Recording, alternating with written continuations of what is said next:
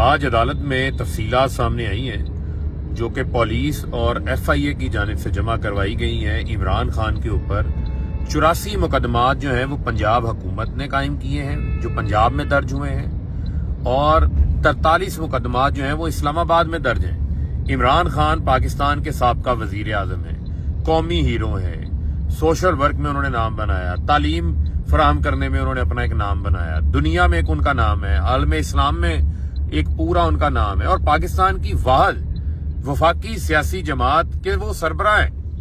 ان کو بدترین جو ہے وہ انتقامی کارروائیوں کا سامنا ہے۔ ایک قاتلانہ حملہ وزیر آباد میں ہو چکا ہے اور بار بار ان کو قتل کرنے کی سازش کی جا رہی ہے۔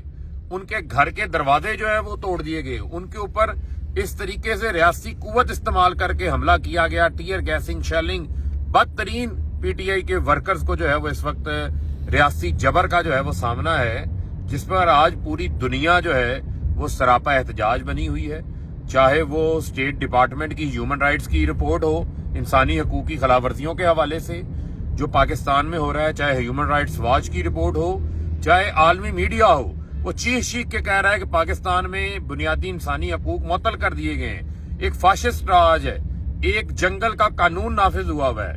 میں اپنی عدلیہ سے یہ گزارش کرنا چاہتا ہوں کہ اب حقائق آپ کے سامنے آ گئے ہیں۔ عمران خان کی جو 55 سالہ عمران خان کا جو کیریئر ہے، اس میں ایک ایف آئی آر نہیں درج ہوئی۔ کیا وجہ ہے کہ یہاں پر گھنٹوں کے حساب سے ایف آئی آر درج ہو رہی ہیں؟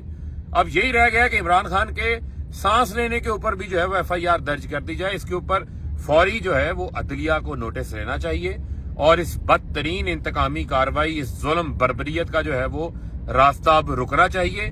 اس ملک کے اندر صاف اور شفاف انتخابات ہو کر عوامی حکومت کا قیام آنا ضروری ہے تاکہ پاکستان کے شہریوں کے جو حقوق پامال کیے جا رہے ہیں اس کا راستہ روکا جا سکے۔